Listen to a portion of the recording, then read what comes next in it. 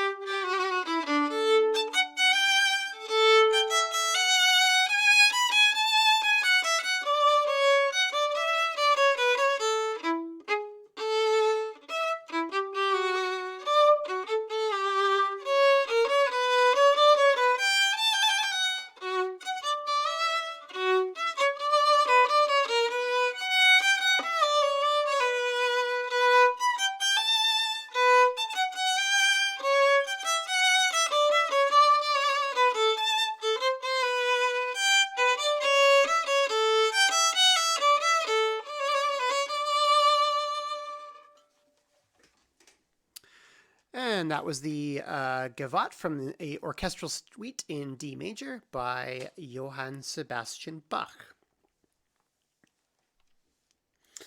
Alrighty. Well, I hope everybody out there has had a good week. I've had a good but really crazy busy week.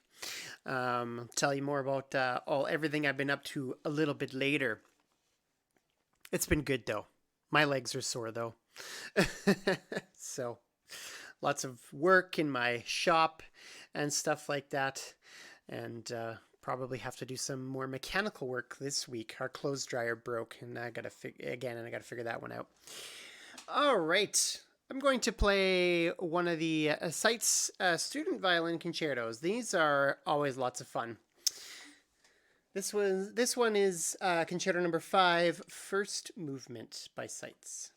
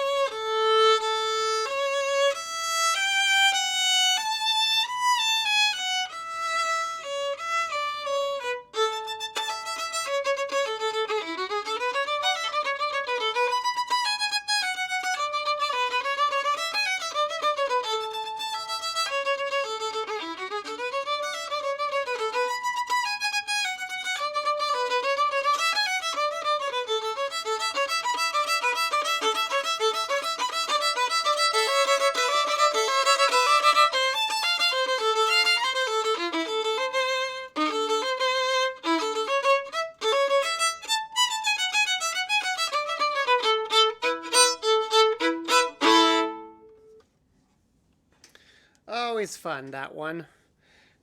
Flashy, but not too overly complicated. There we go. It was written in the 20th century, but it's formatted more in terms of it's got like obviously 19th and 20th century elements to it, but it's formatted more or less like a Baroque concerto. It's short, it's relatively simple, and that's what probably makes it so pleasant to listen to and to play. All right, I'm just gonna double check some of my settings here.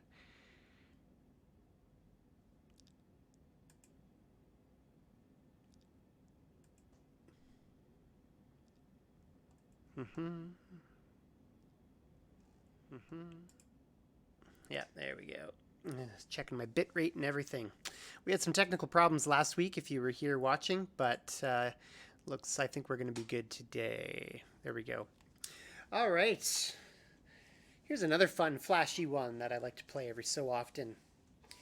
It is a perpetual motion. Well, it's called the Perpetual Motion. It's from Little Suite Number 6 by Carl Bohm.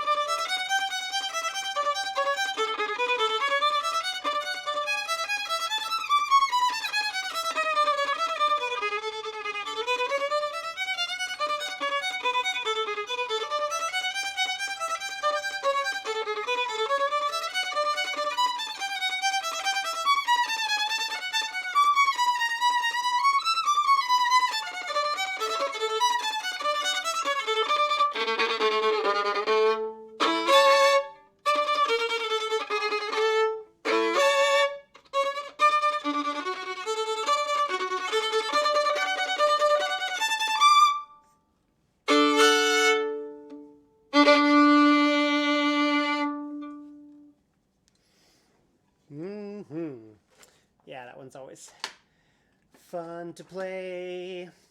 All right, let's delve back into some fiddle tunes. I should really try some figured bass on some of these. Kind of improvise it. Maybe later. Here's a couple short ones back to back that are a couple of my personal favorites. Two jigs, Kebney Kids jig and the Raspberry Hill jig.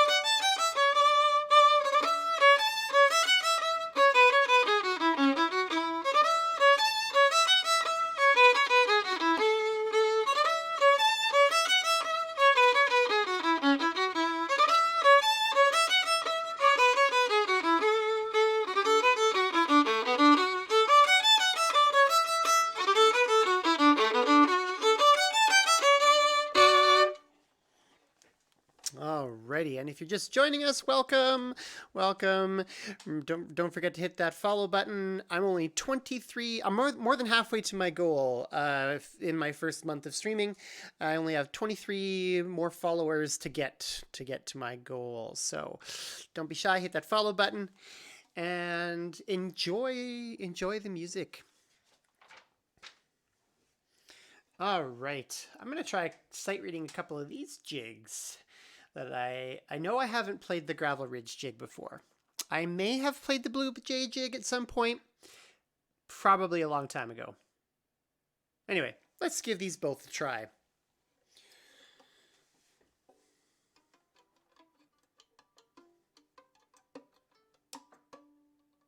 Okay, no, I have played the Gravel Ridge Jig before. I just don't remember some of the things I've sight read in the last little while.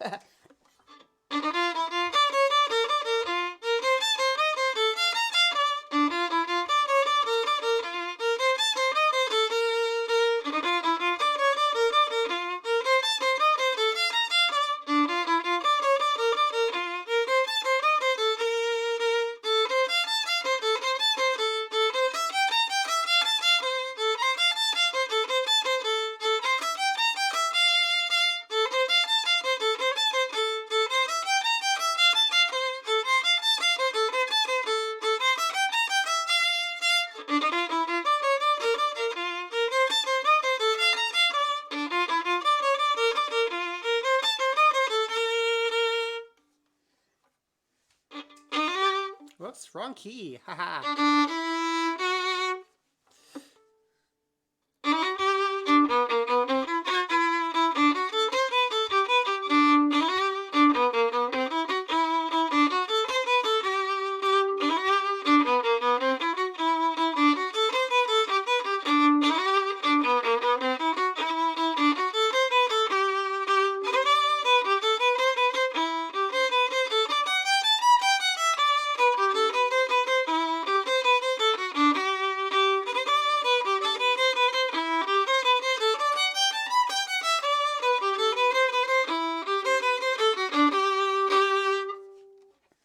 Yes, it helps when you play in the right key, especially when you're sight reading. Boy,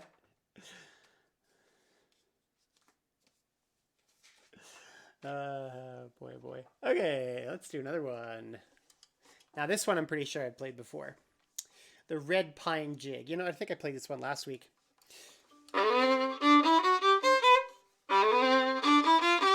Again, playing in the right key.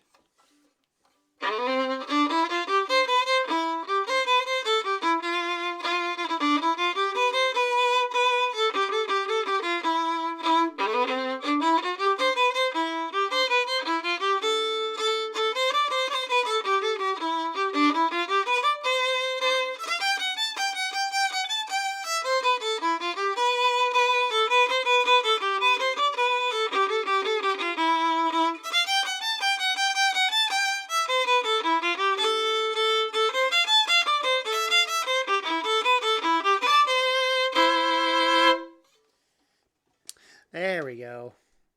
Yes, as always, once again, playing in the right key helps.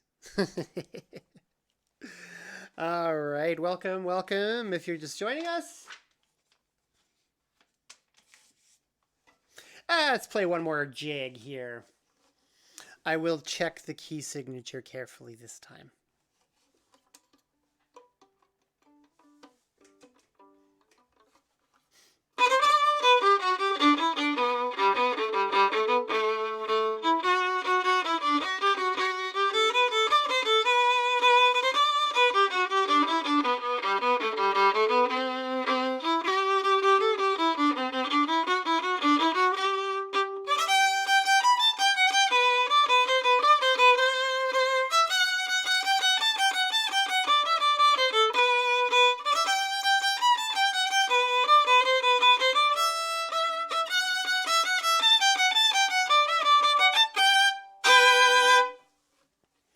Yeah, there we go. First time. No mistakes. All right, we'll leave some more of that jigging for later. Let's go back to some Baroque and classical stuff. And let's see. What do I... this one's a good one. Here we go.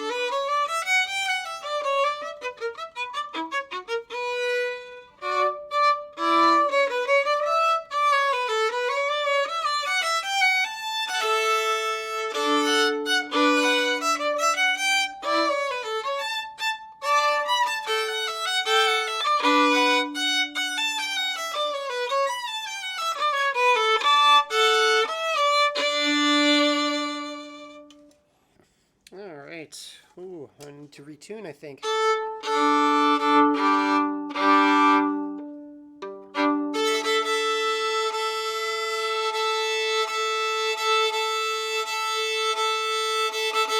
There we go. That's better. With the weather's been crazy here, and so it's kind of playing havoc with some of the instruments. Mine stays pretty stable. Some of my students there gets really wacky because the smaller instruments are a lot more sensitive. But I also noticed that the humidity in our house has changed dramatically today. Our clothes dryer broke, so we have to hang everything up right now. Yep. Uh, that dryer though, I've fixed it a few times. It's a wonderful machine. It's like over 50 years old. The previous owner of the house owned this place for just over 50 years, and he replaced his dryer shortly after he bought the house. And that's the dryer we're still using. It won't die. I mean, it's needed some work. I think the motor just needs to be cleaned, to be quite honest. But if the motor needs to be replaced, then I might just buy a new dryer. But we'll see. We'll see if I can fix it again. We try to reuse stuff as much as possible. You know, we like to try to be environmentally friendly. But it's also cheaper when you fix things yourself. That is, if you have the skills to do it. So we'll see. This one might be an expensive fix. For the cost of a new motor, I might as well go buy a new dryer. So we'll see this time if I can get away with still extending the life of this machine. But it's true what they say. They don't make them like they used to. So, but the extra humidity in here, although it feels good, my violin might be a little unhappy today because of it. So might have to retune a couple times. Okay. Let's see. There we go. Here's a fun one.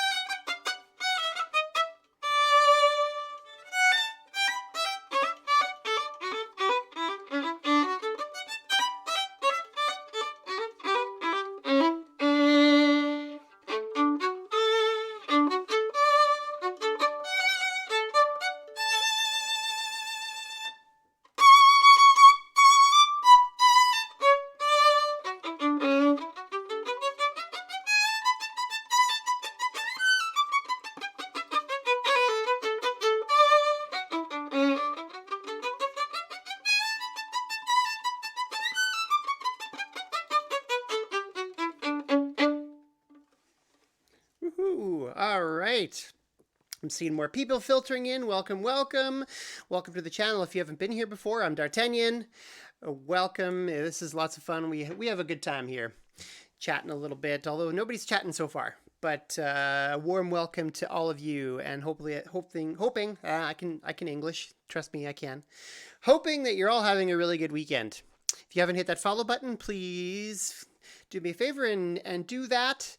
I'm only 23 away from hitting my follower goal.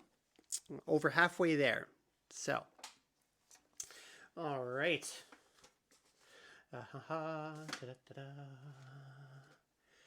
Oh, let's see what to play. Let's play this fun one. You will probably recognize it from all kinds of pop culture. It's not a pop piece, though. This is a Baroque piece, but it's found its way into pop culture.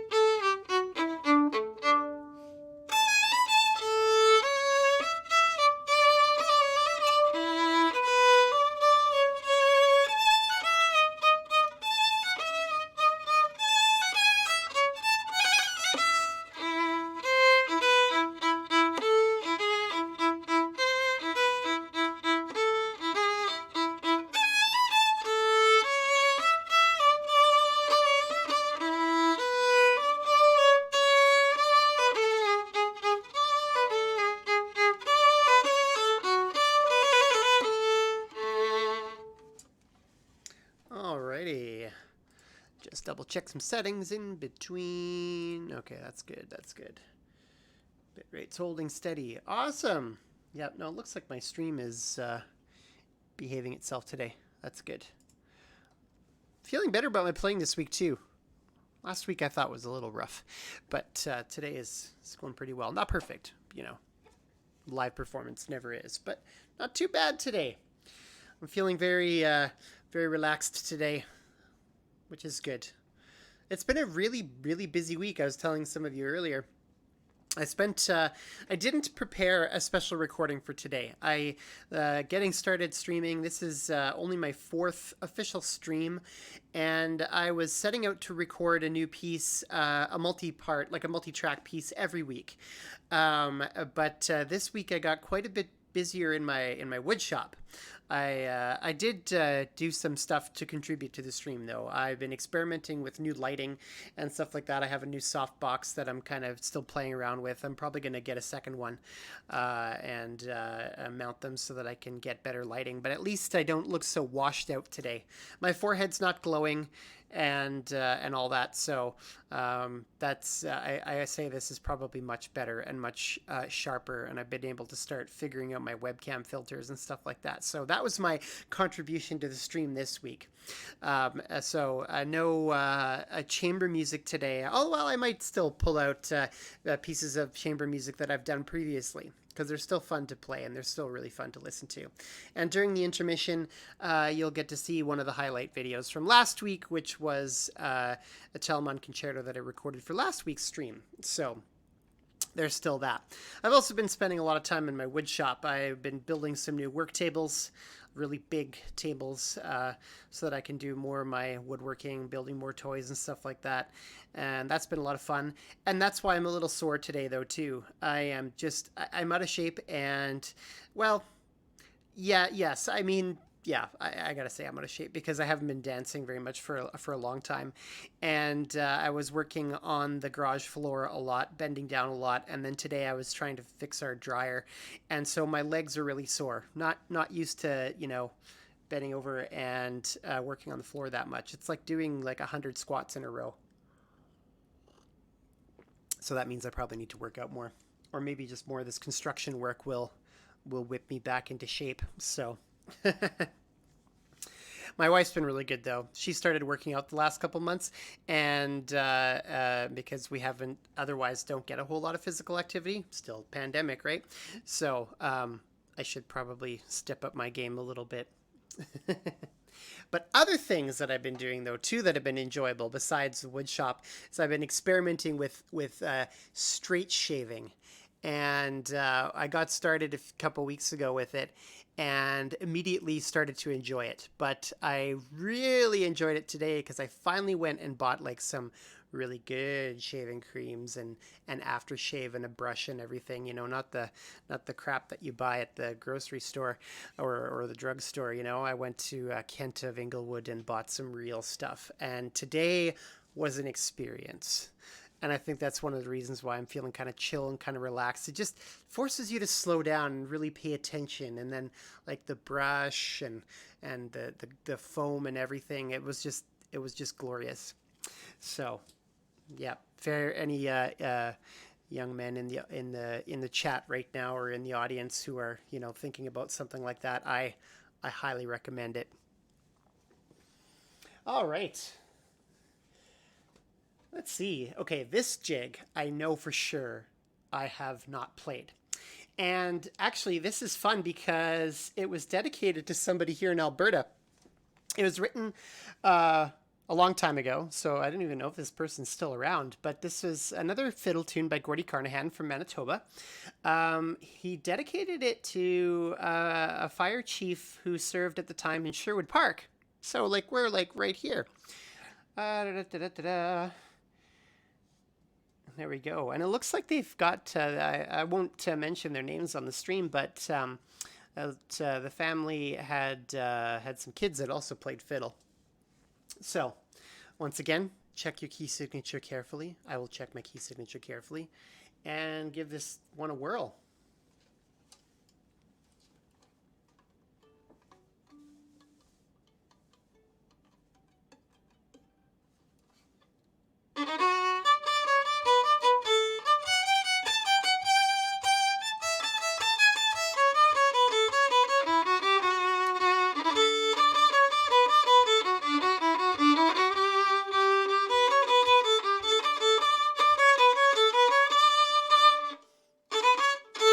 No repeat there.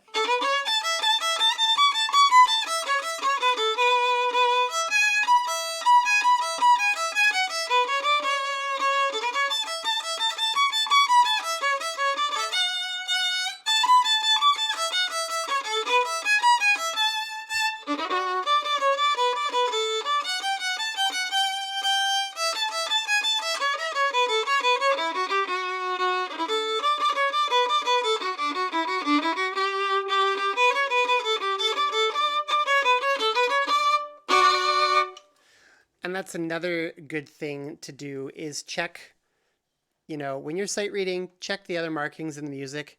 A lot of his jigs have repeats at the first half and the first half, and then that one didn't, and I kind of got ooh yeah yeah. Myris, welcome to the channel. Love the stat. Thank you, thank you. Yes, I took great care today. Like I was telling everybody, I was like straight shaving, with all the creams and stuff, and then very carefully waxing everything. Yes, thank you. All right. Okay. Check key signatures. Check all markings. Okay, I think I could get this one. This is the Robin in the Bird Bath.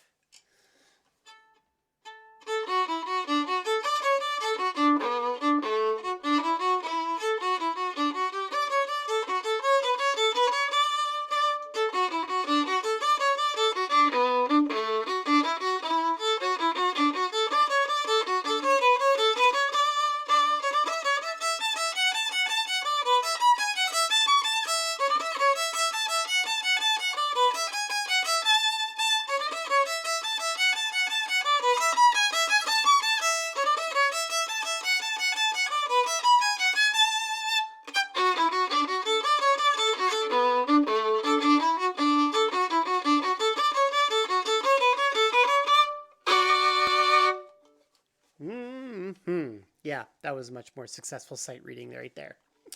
Okay. Let's play one more fiddle tune from, let's see, this one was dedicated to somebody in Carmen, Manitoba. Cool.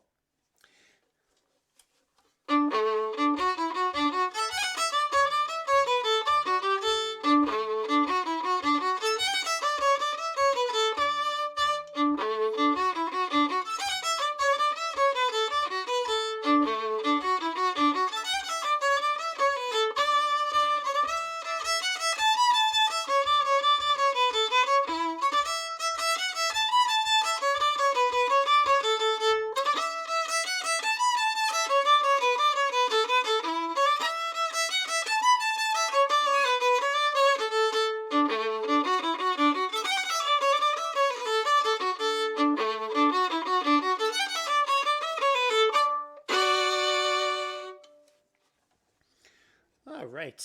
Yeah, fun stuff. Okay, I've played a lot of jigs today. Let's do a couple waltzes. Let's play some familiar ones today. Let's see. Whoop. Uh-huh.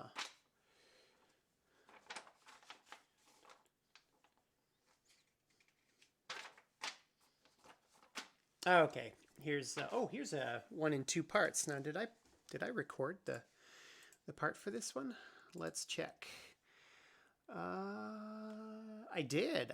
Okay, let's open that one up. And that way I can play the duet. Perfect. Okay, just make sure my desktop audio is on. Looks good. Okay, I think I recorded the first violin part, so I'll be playing the second violin part live. Here we go, the Meadowlark Waltz.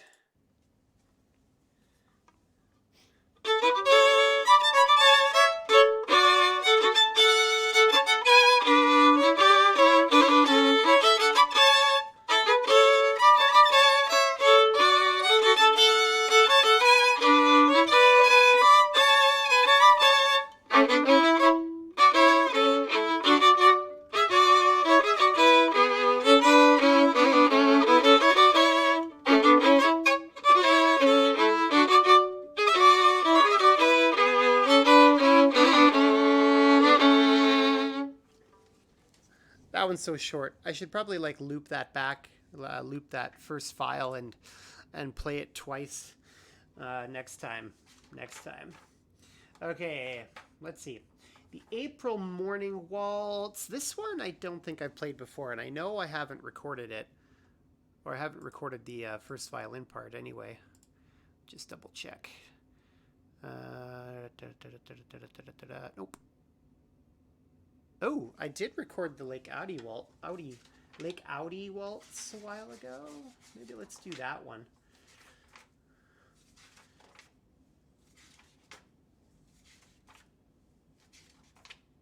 I just gotta find it in the book. Still don't have some of these waltzes memorized. There we go.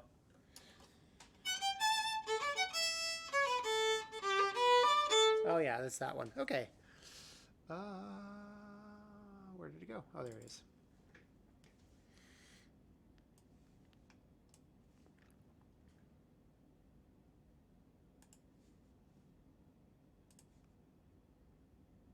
Okay.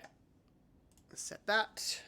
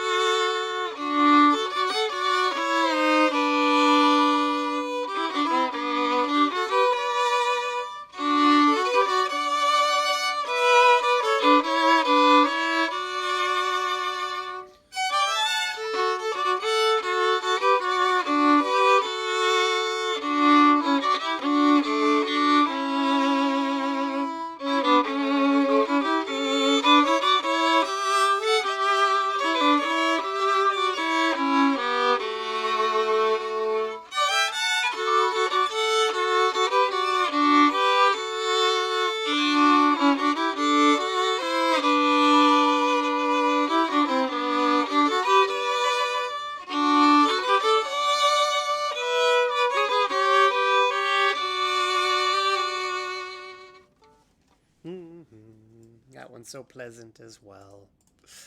All right, let's close that one. Okay, cool. All right. Back to some Baroque and classical stuff. Good evening, Improbable Scout. Welcome. How are you doing today?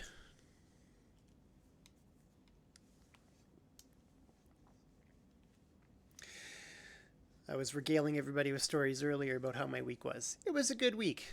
Busy. I'm sore, but it was a good week.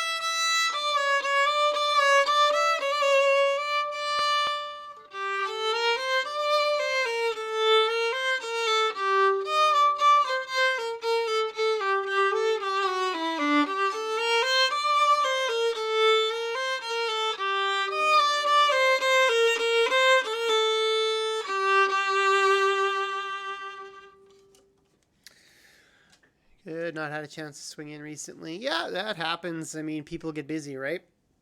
So, but that's one of the reasons why I try to be here. I try to be here every week. Well, I have been here every week so far. Try to keep my stream consistent.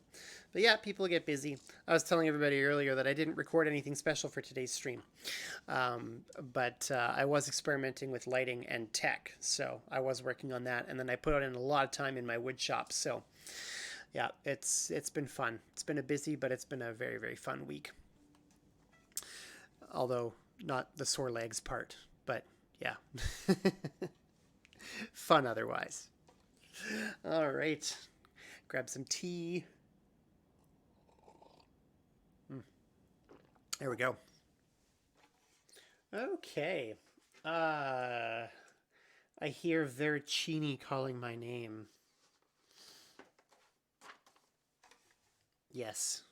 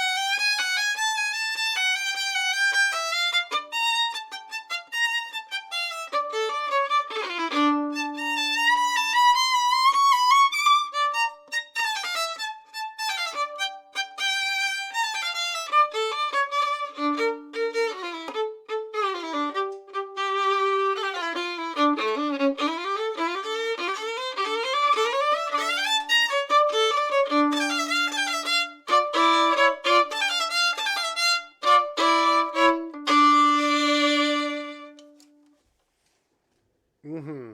Yep, that one was just speaking to me today, so I was like, I'm gonna play it again. Alrighty. Something else I've been considering lately. Well, I've been considering it for a while, but it's not going to happen for a good long while yet. Is something starting to create some of my own material. I took. I'm not a composer, but I did start to dabble a bit with composition and stuff like that back in my university days. I took a sound design class, which involved me creating a lot of my own music, but the vast majority of it was either well, similar to what I do here is like pre-recorded backing tracks if I want to do duets or chamber music with myself.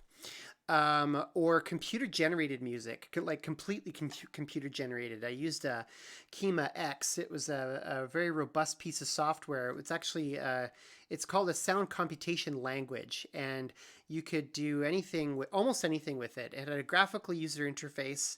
But you could also literally actually code in it if you knew the language itself. Um, of course, one semester of sound design wasn't nearly enough to even scratch the surface of that piece of software. But I did get some really cool stuff done with it, and I created a piece for violin and live computer processing.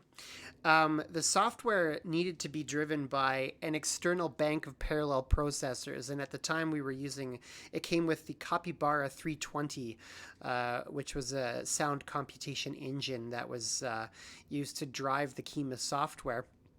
Um, the Capybara is now obsolete. They don't even make parts for it anymore, but used ones are still on the market for about $2,000 or $3,000 a piece. The new sound computation engine by that company, which is called the Pacarana, which I guess is some other kind of rodent, is like it's like $6,000, and I'm like, oh, oh, I would love to get my hands either on an old Capybara or one of these new sound computation engines and use Kima X or Kima 7 again and start coming up with some really cool stuff. But that price tag is a little prohibitive right now. So I'm like, yeah, probably won't be doing that anytime soon. But I might explore sound design again and do some other sound environment stuff, which would be kind of cool. But if I had that equipment again or had access to that equipment again, I could do some really, really cool stuff. I can't even perform that composition for you though myself because I need the equipment to perform it live. I think I have an old recording of me playing it somewhere, so I might dig it out and maybe throw it up there. But it was it was interesting, atonal work for improvised violin and live computer processing. And so basically the computer would react to whatever I was doing with it. Certain algorithms, even if you change up what you're doing, you can sort of begin to kind of predict the output, but it'll always be different. Um, but it's just still so fascinating. I created it for a 4-dimensional sound environment too, so it wasn't stereo sound; it was a quadraphonic sound, and that was the other really cool thing about Kima and Digital Performer was that you could have as many channels as you wanted, and it did some really really cool stuff. Musical AI sort of thing. I'm not sure if it would be classed as AI or not. Maybe. I mean, the computer did wait for a response from, at least the way I had Kima set up for that particular piece of music. It was always waiting for a response from me before it processed anything. But I think it just came down to basic algorithms. Because, like I said, the output was somewhat predictable once you got used to the algorithms that it was using. So. But yeah, the computation engine alone is, even a used one, is $3,000. So I'm like, and not right now. But Scout, if you're interested, yeah, check out. You could look up the old Capybara 320, or check out the new Pacarana, Pacarana, I think. Anyway, this company likes to name its equipment after big rodents, so. It's not too hard to find. As far as Digital Performer goes, though, that was more like really high-end multi-tracking stuff. I'm kind of doing something similar with Audacity, which is just free open source software. Stuff that we could do with Digital Performer, though, we would like put in sound samples and things like that, which you can also do with Kima. That was really, really cool because Kima would do this live processing, but you could put in backing tracks or sounds if you wanted as well. And the piece that I composed was called Glass Clouds. I was using an algorithm that was termed a cloud algorithm at the time, not the same as thinking about the cloud where you store all your stuff or whatever. This had something to do with like sound computation clouds. Anyway, and then I put there was some sampling of shattering glass, and so I put those in at certain points. And so those would always play at exactly the same time. That was the most predictable part of the piece. But the cloud algorithms, when I was playing into the computer, that's what was different each time because I would do something different with my violin each time, and so the computer would turn out something different each time, and that was pretty cool. So, yeah.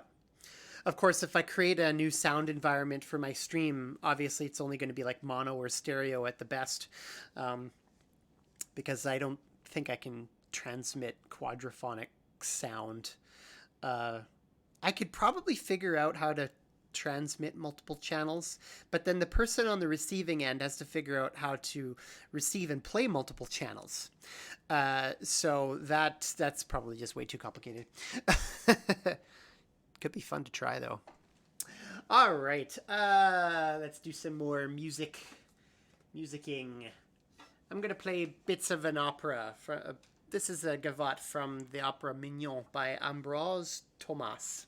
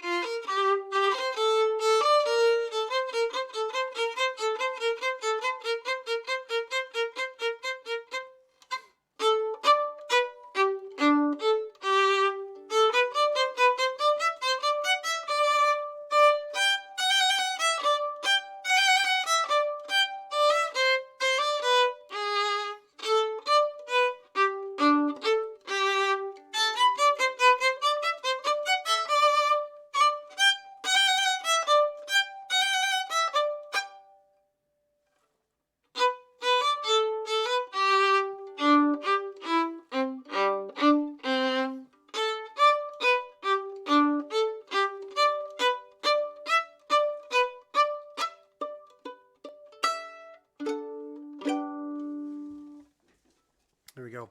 But you know what? Now my wheels are just spinning. I'm thinking about all these like things I could do now with sound design and things like that.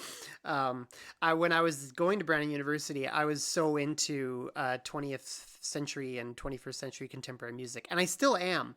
I don't play much of it very often because some of it requires more complex performance, I guess, practice habits. There are a couple pieces I could play, but of course they don't stand well on their own without the piano part unless they were designed to. Um, so I'll have to see about maybe doing some piano backing tracks for some of them because there's some of those that I would absolutely love to play again. Some of them are pleasant to listen to. Some of them are totally atonal.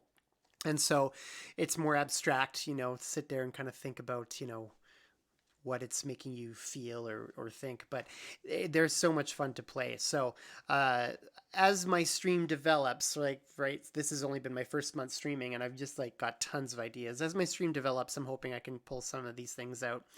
And even if I have to, if I don't have a sound computation engine at my disposal, I could at least maybe dig out my old recording of me playing Glass Clouds. Black Angels set up the glasses. Oh man, that would be an undertaking. That would be a massive undertaking, and I can't exactly play it by myself either. So that would be like a post-pandemic thing where I can get a string quartet together again and arrange like maybe a live streamed performance of that piece. There, I do have a colleague here in Edmonton who really has. We've talked for years about playing that piece because I've played it. I played the viola parts for it actually, with two other people, two other friends on violin and a friend on cello, because it's a standard string quartet setup in that regard. And I did viola. And now I have a colleague in Edmonton here who has never played it, but is absolutely in love with the piece and wants to play it. We talked for years about doing it because she knows I played it before, but it's just never happened. So maybe we'll have to really have to make that happen this time. Yeah, setting up the glasses. So for those of you that don't know, Black Angels, 13 Images from the Dark Land by George Crumb. An absolutely amazing and incredibly intense piece. It is meant to make you uncomfortable, and it's meant to make the performers uncomfortable. And yeah, certainly we experienced some pretty interesting and intense discomfort when we were playing the piece, but we were also having an enormous amount of fun practicing and preparing for it because it involved all kinds of extended techniques, including playing 20 crystal wine glasses tuned with water, and not by wetting your finger and running it along the rim of the glass. No, if you run a violin bow or a cello bow along the rim of a good crystal glass, it actually makes a really interesting sound. And so that was part of the piece. There was also gongs set up, and you could drag your bow across the edge of the gong. Now for that we were like, okay, we should use a double bass bow because we needed like a lot of grip, and stuff like that. And then just doing different things with our instruments, and even vocal stuff, screaming at each other in the middle of the piece, clicking our tongues, whispering really creepily. It was just a fascinating and really fun piece of music to work on. Fun and disturbing. But yeah, maybe we were all a little bit disturbed. I remember one particular coaching session. We were with our coach, one of the profs at Brandon University, who was helping us prepare it because he had also played it. And we all were also doing a piece by Schubert, the second movement of the Death and the Maiden quartet, which was quoted in Black Angels by George Crumb, along with a little bit of Mozart as well. And so we were practicing Death and the Maiden, and we were practicing Black Angels, and we were just having a blast. And finally, one day after the rehearsal, our coach said, "You guys are having way too much fun with death." So there's my Black Angel story.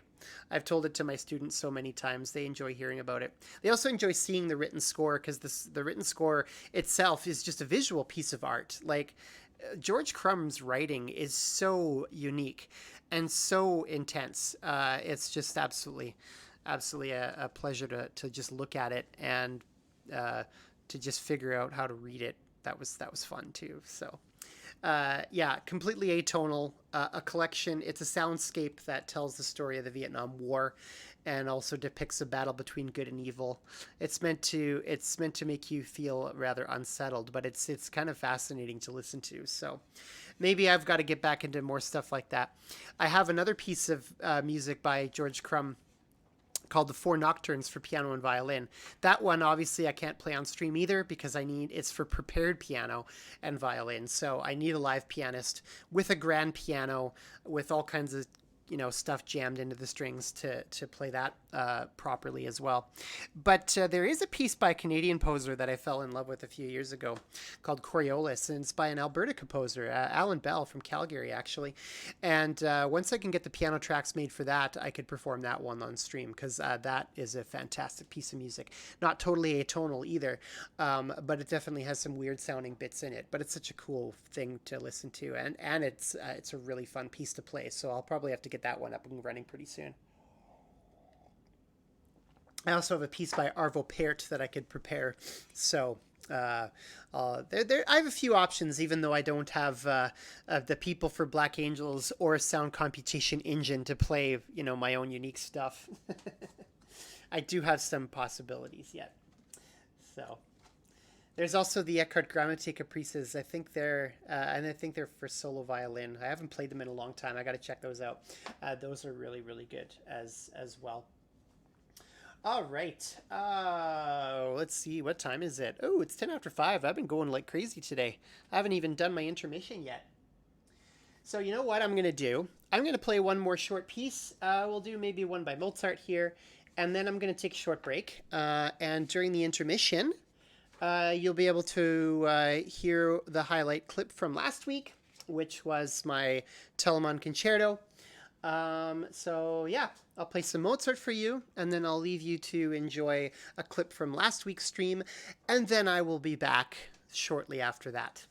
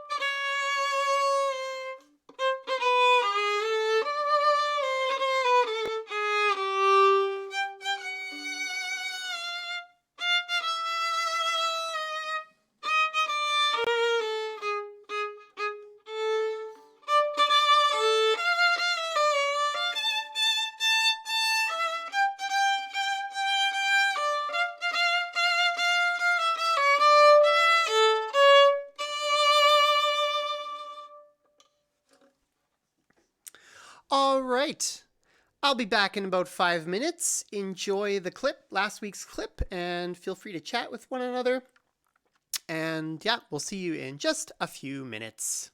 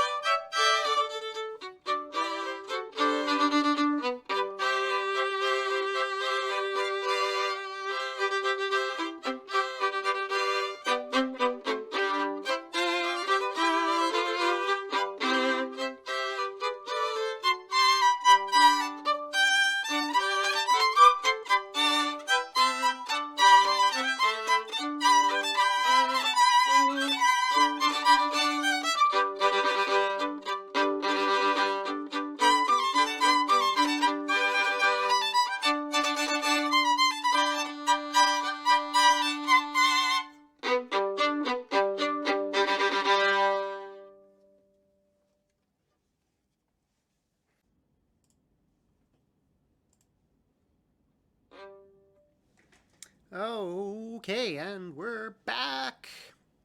All right, I hope you enjoyed that clip from last week. All right. Oh, thanks for the raid. Big Bear, how's it going? How was your stream?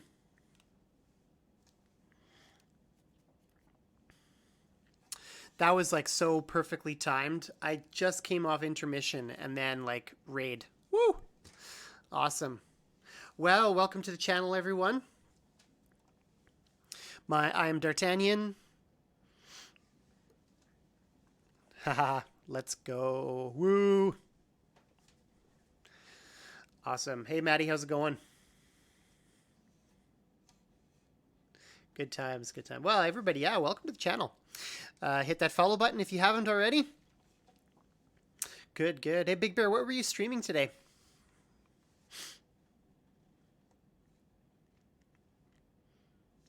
Ooh, cool. Very, very nice. All right. Yeah, that was pretty perfectly timed right there. This is Maddie's stream account. Oh, gotcha. Okay, Maddie and Big Bear are the same person. That would make sense. Cool. I didn't know you were streaming, dude. Awesome. Awesome. Alrighty. Well, show Big Bear some love there. Go follow his channel as well. He's a cool guy. You just started streaming too. Yeah, I'm like it looks like a few of us are new to this. So that's awesome. Whoops. Nightbot got mad at you for trying to post your link. Let's see. How do I do? I'm gonna have to reconfigure Nightbot or give you mod status. But let's see here. Oh, and it just deleted a bunch of your messages.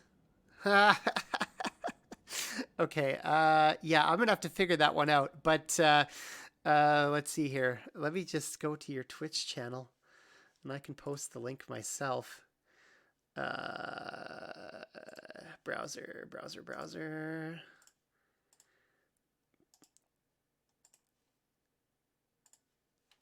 Let's see. 2 blocks from my high school. Oh. Whoops. And of course, as soon as I go to Twitch, a video automatically starts playing. Delete the whole lot. Yeah, Nightbot is kind of evil, you know.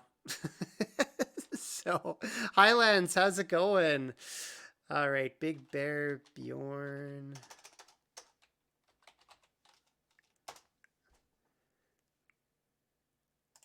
Let's see. Dandara stream from 1 hour ago. Oh yeah, there we go. Okay. And copy. I think Nightbot has a shout out function too, but I haven't figured that one out yet. So here is the link, everybody, to Big Bear's channel. And so show him some love. Go on over there, check him out. He's good people. Alrighty. I was just noticing earlier too, your message, Scout, about the duet function. Yeah, I got that working. Yeah, no problem, Big Bear. I got that working a few weeks ago, and actually, I'm just using Audacity for that. I pre-record some of the other parts, and then that way I can just play along with myself as you know, a duet, or in that clip that was a quartet. And then also when I did Metallica a couple weeks ago, I did Nothing Else Matters, and I had to record like 6 or 7 backing tracks just to play with that. Highland 6, who is Nightbot? Nightbot is a chatbot that a lot of streamers use, and of course I'm using Nightbot as well. It's kind of like an automatic moderator, and also yeah, basically, yeah, Scout. It's an auto moderator, and Nightbot also, you know, I have timers set so that it shows certain links. Like there's the link to my Discord there, and links to my Streamlabs donation page and to my YouTube channel. And it's, yeah, essentially that's what Nightbot is. So I'm pretty much just going with the default configuration, and so Nightbot doesn't let anybody except me and the other mods, post links to the channel. So if you try to post a link, it'll censor you.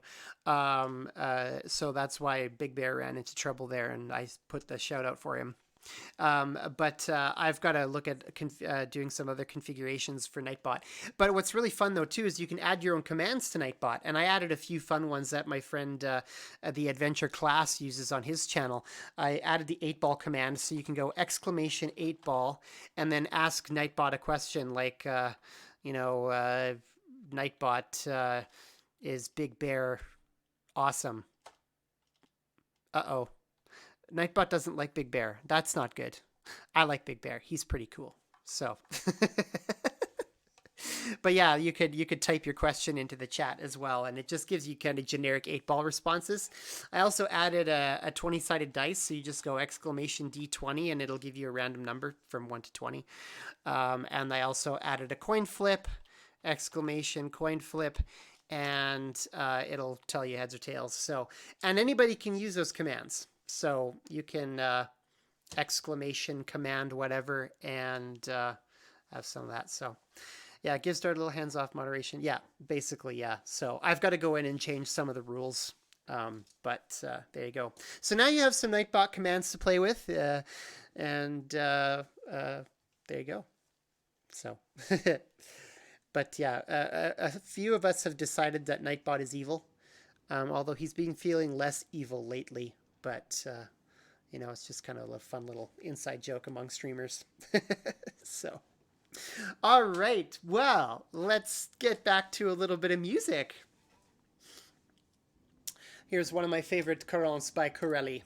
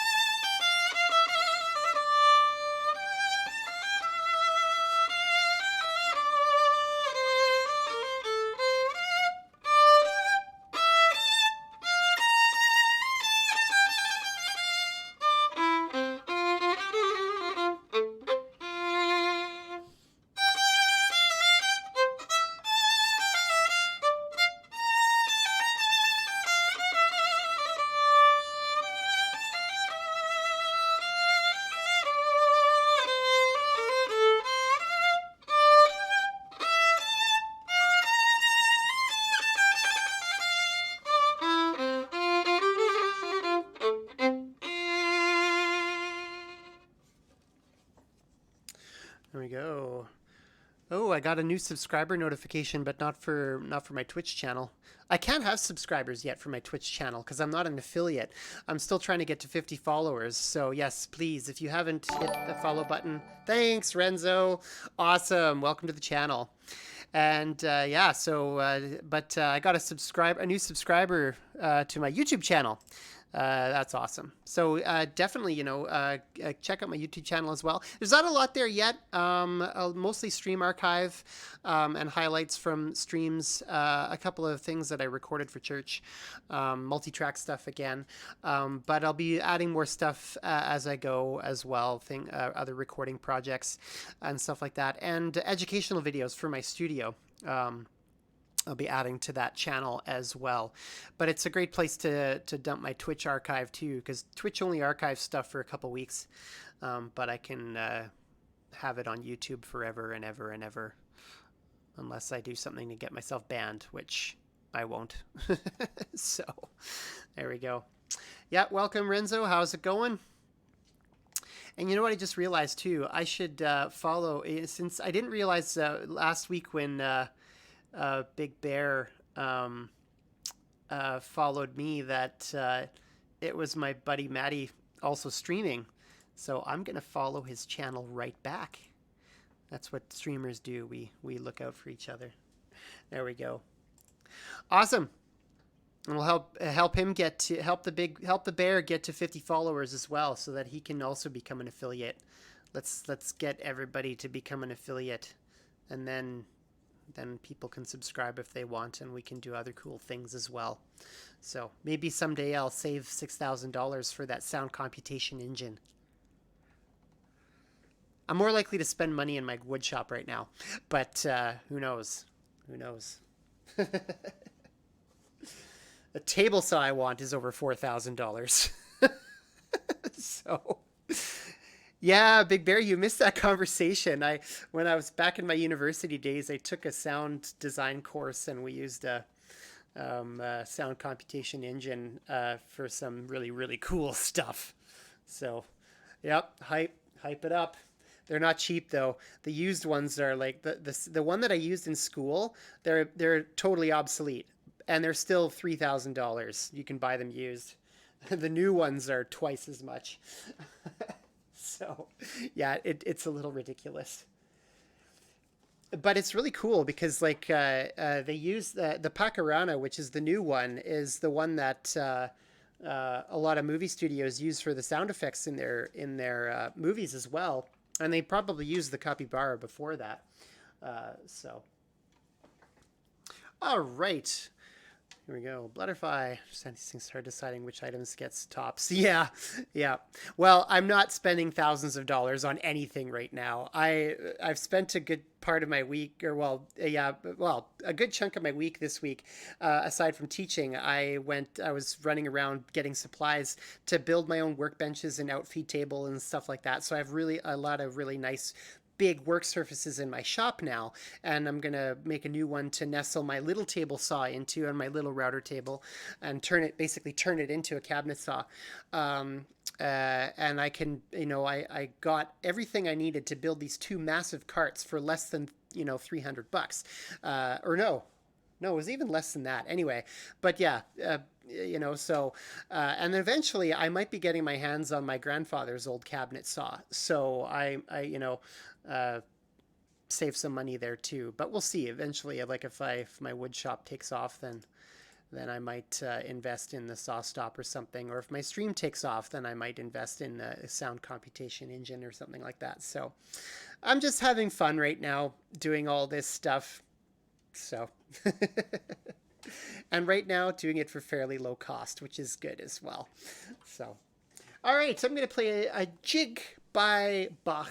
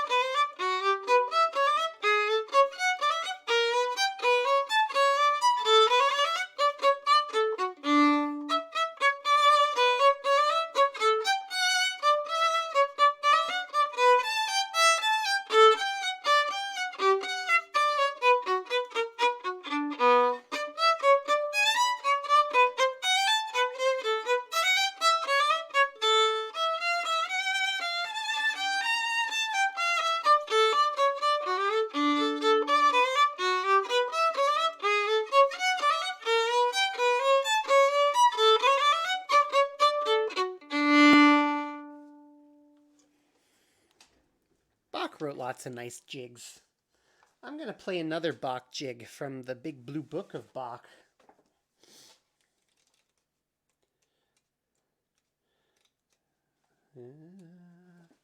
The first piece I ever learned from this book.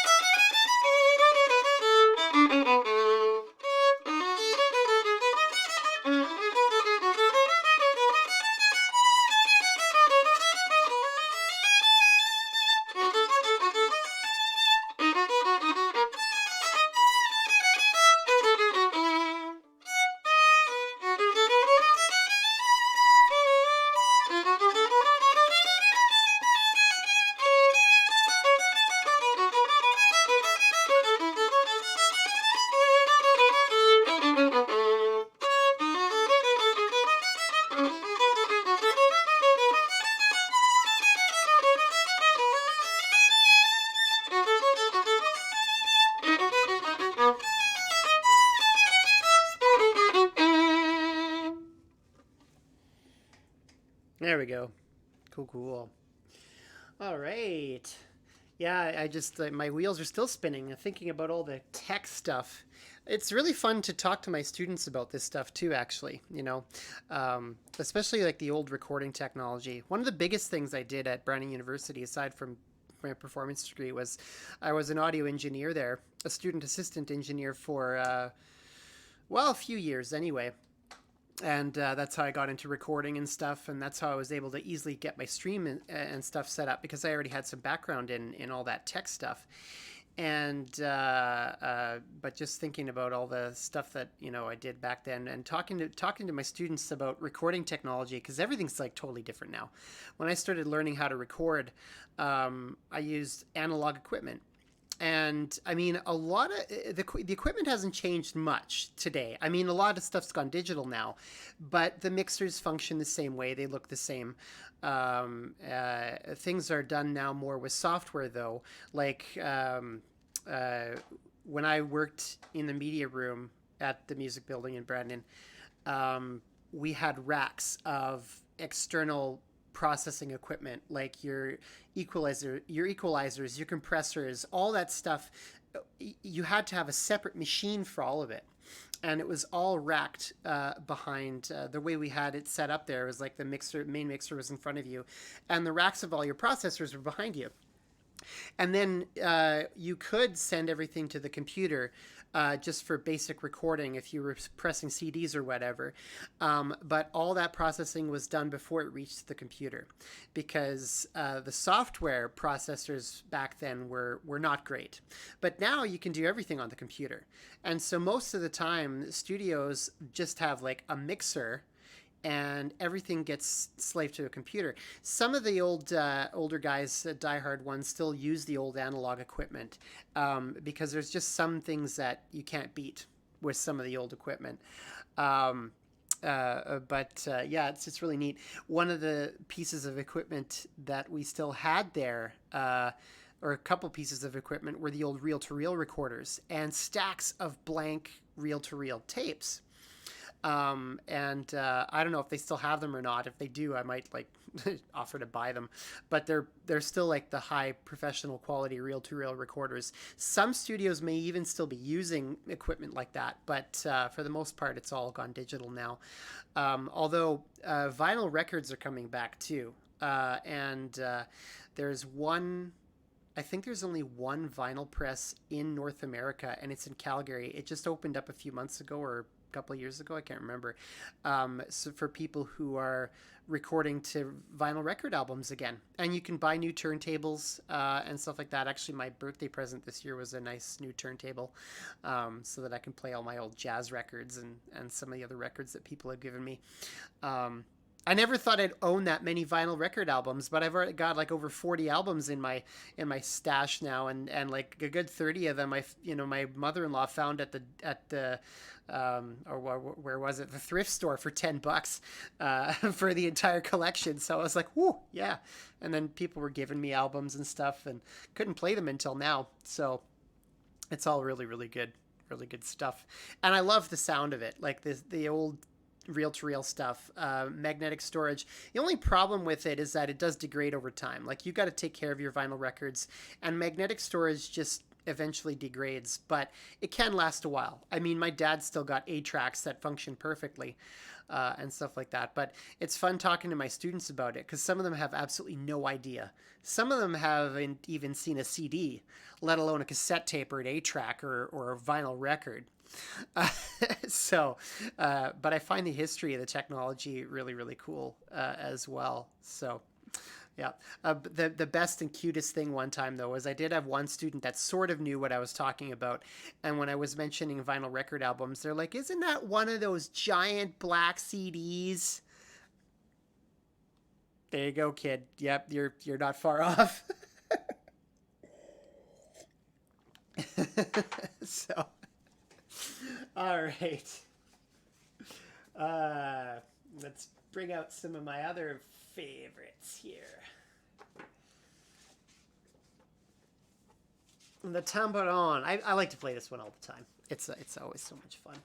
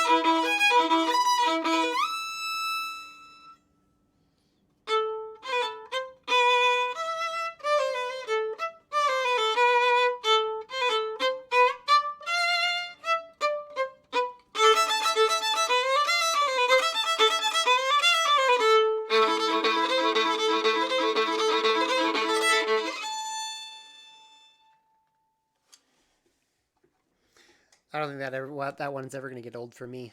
I just realized that my desktop audio is still on, so you're probably getting all my alert sounds too from my Discord channel. I'm just going to go ahead and mute that. There we go. Good. Actually, I just got a note that Violin Chick is planning on starting in about 20 minutes, although she's usually a little later than that. So I'm going to probably keep playing and talking for a little while longer, and if she gets a good start before I'm done, we'll raid her channel.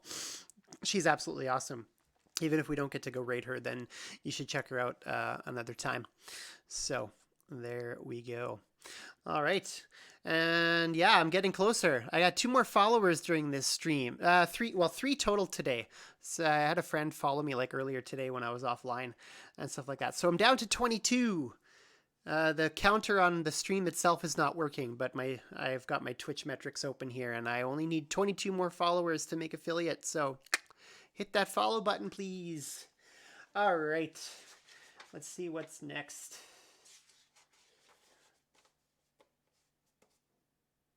This one. This one's gorgeous.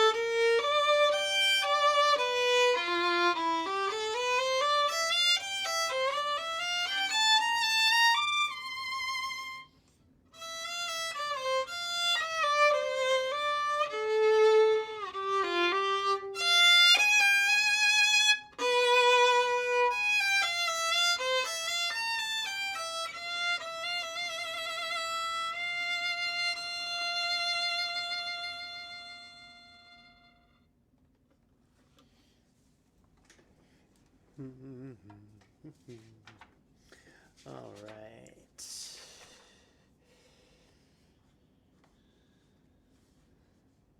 Oh, let's see this one. Oh, you know what? I haven't played this one for a long time.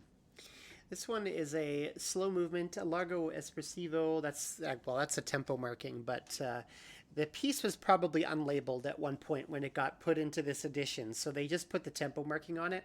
But it is by Pugnani. I don't know much about that composer, actually. I'd have to look some stuff up, but this is a beautiful piece. But it's been a while, so let's see if I can see what happens. It's pretty slow, so I should be able to figure it out again.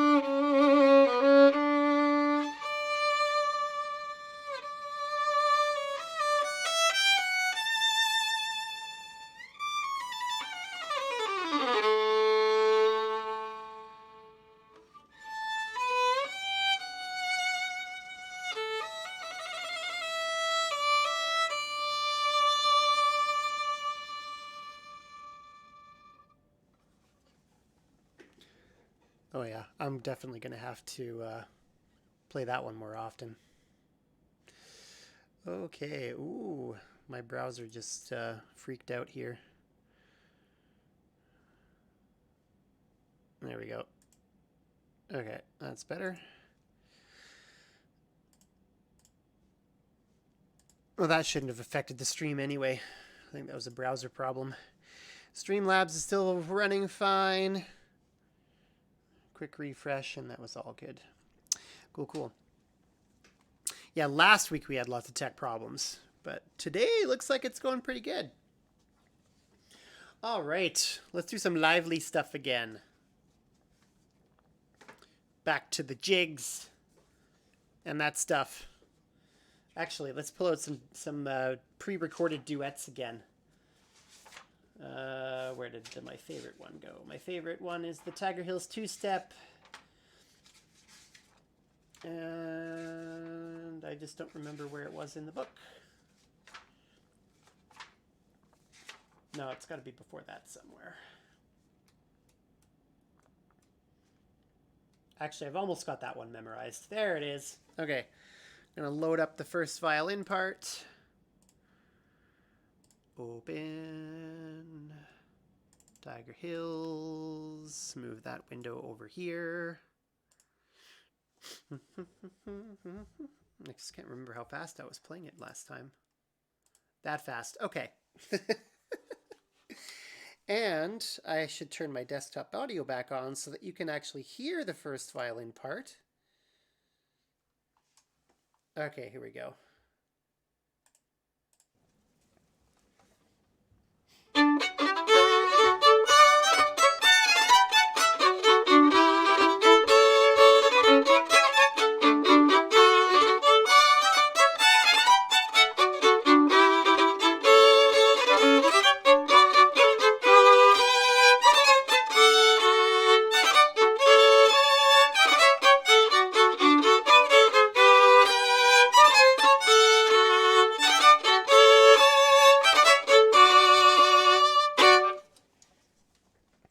Just another short, fun one to play.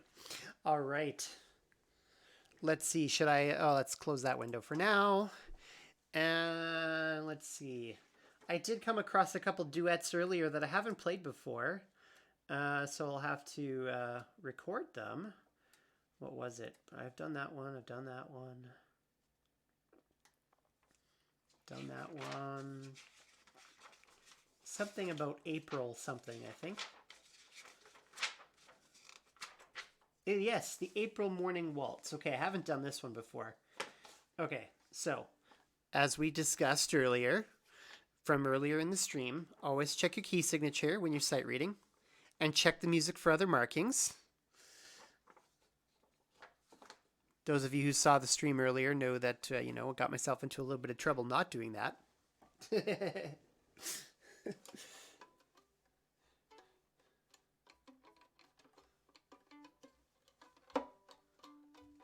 And just double checking for accidentals.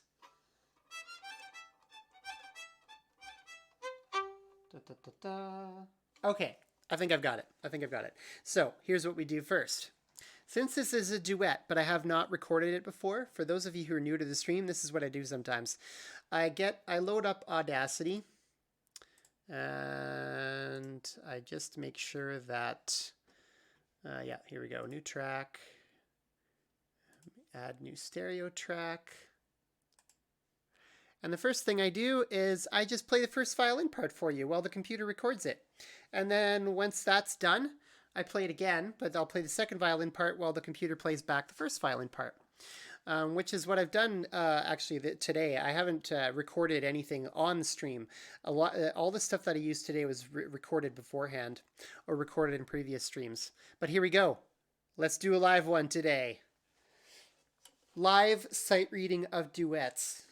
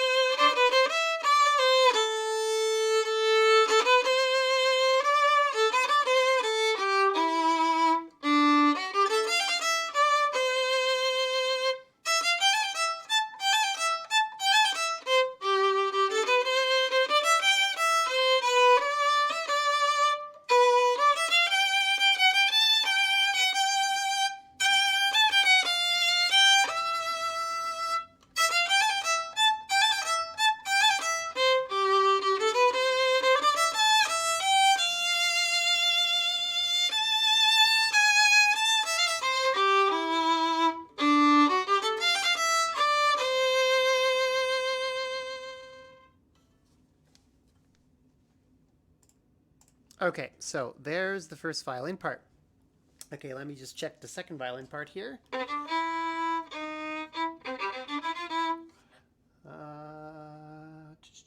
Accidentals are there. Okay, cool. All right, so now I will get the computer to play what I just played, and well, the recording I just made, and then I'll play the duet part.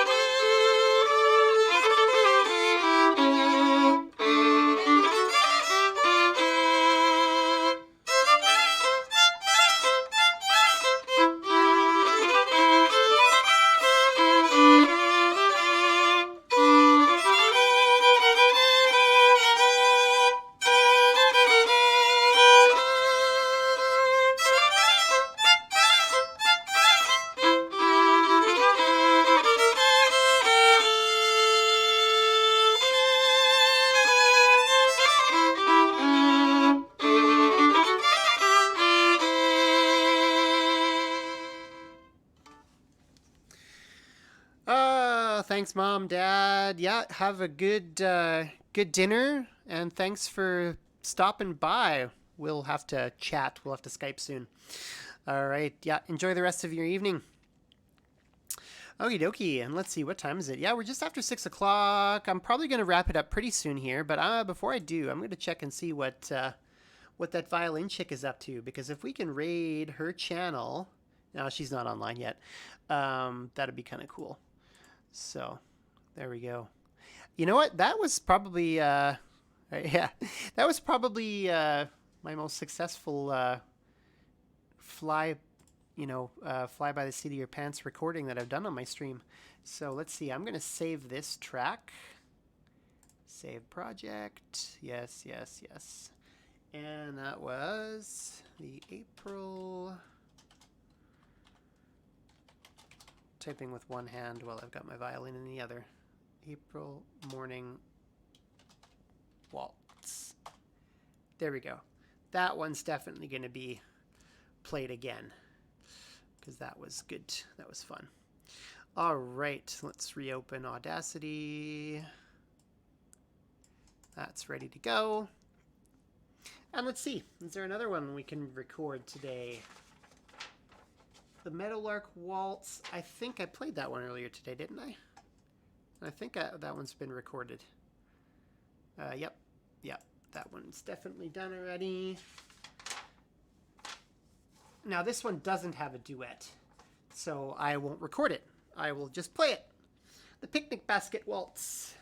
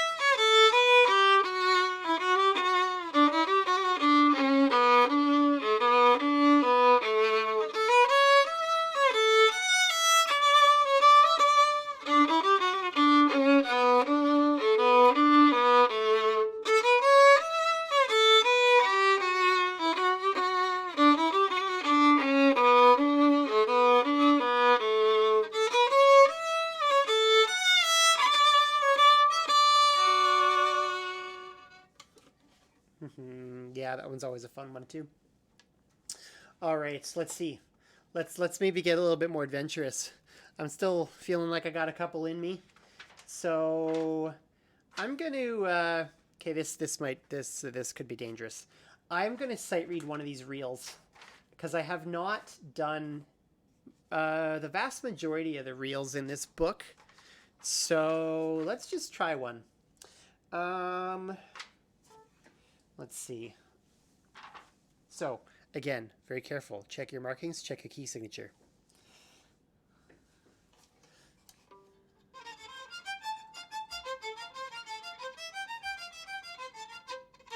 Okay, this one's not too bad. All right, this one's called, and I've definitely never played this one before. I know that for a fact. Sometimes I don't remember, but this one, yeah, for sure. I've not played before. This is called The Faceless Fiddler.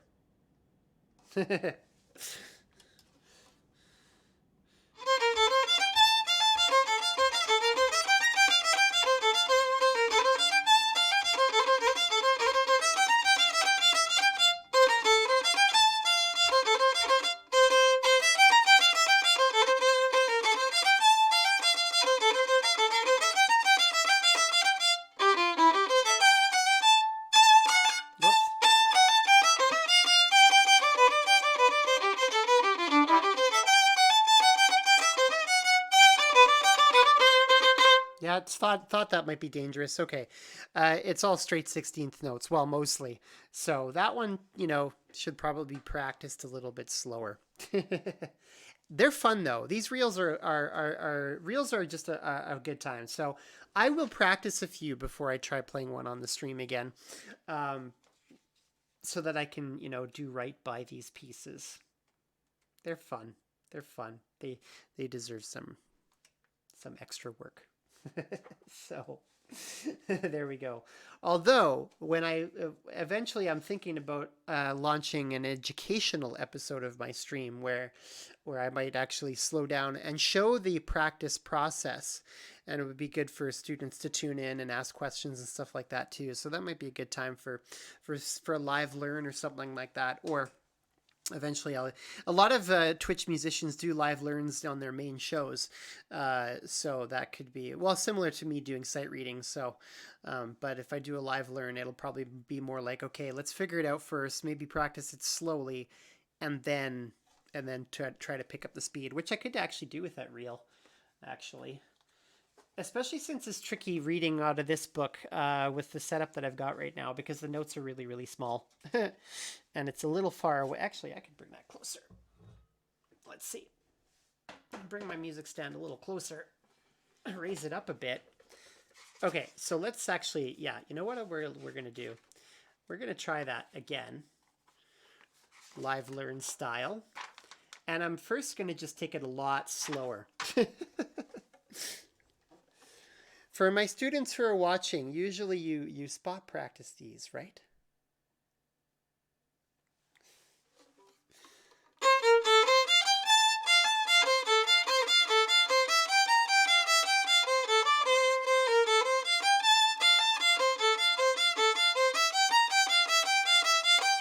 Okay, so there's that first section.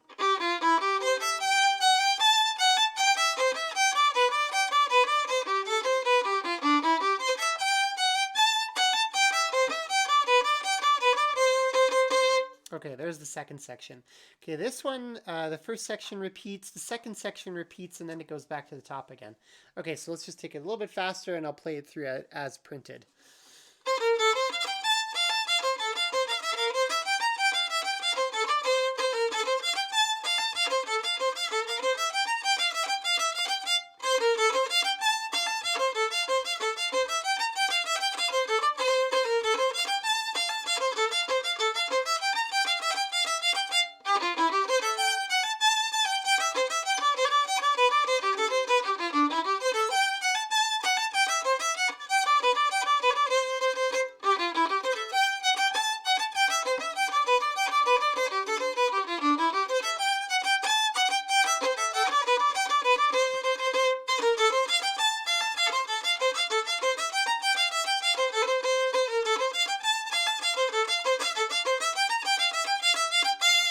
Okay, that was much better, wasn't it, folks? Yes, practice slowly. When you're sight reading something like that, it's a good idea to kind of go through it slow first and then But yeah, practice. But yeah, I just ran through it once slowly and then I had most of it. I still made a few mistakes, but then I was able to clean it up pretty quickly. But that's a relatively easy piece of music. I was watching another violinist on Twitch try to do a live learn of the Mendelssohn Violin Concerto. Oh wow. Like he did pretty good with it. I do have to say, like he was sight reading a good chunk of it. And I don't consider it to be at all a sight readable piece. But this kid is crazy good. So yeah, he sight read a good portion of the Mendelssohn Violin Concerto. And I was just like, oh my God, like it took me 2 years to really practice and master that piece. And here he is sight reading it. And I'm like, wow. So, I mean, of course, mind you, it wasn't perfect, but it was some pretty impressive sight reading. That's a hard piece. So, yep, yep, Highlands, that's what I'm thinking too. All right. Now, see, the Mendelssohn Violin Concerto, that's the type of thing that I like, really slow down and spot practice carefully. So. All right.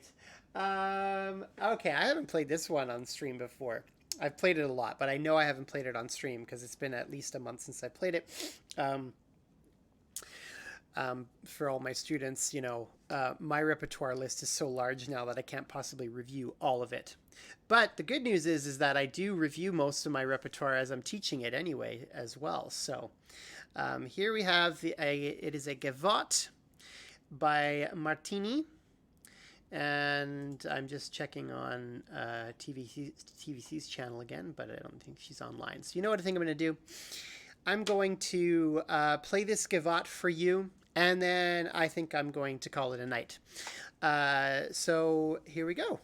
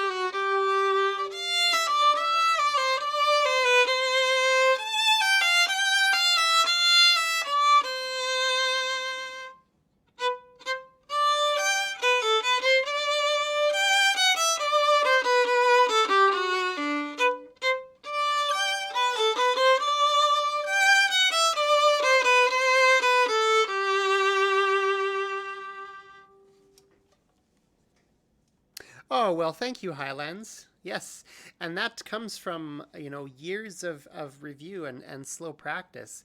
That was actually from the Suzuki repertoire, and of course I don't review a lot of that material anymore because I teach it all the time. So I mean it gets reviewed anyway. But once you have a repertoire list really well established, long-term review becomes a little less necessary. But for my students or anybody who is still relatively new to the violin, I say, yeah, do your review. Always got to review your repertoire lists because that's what's going to make you a really refined and polished player. And I'm still working on stuff, we always have to work on that, especially as professionals. We're always reviewing. And if we're not reviewing our older repertoire, we're reviewing some of the newer stuff and always working on technique and things like that.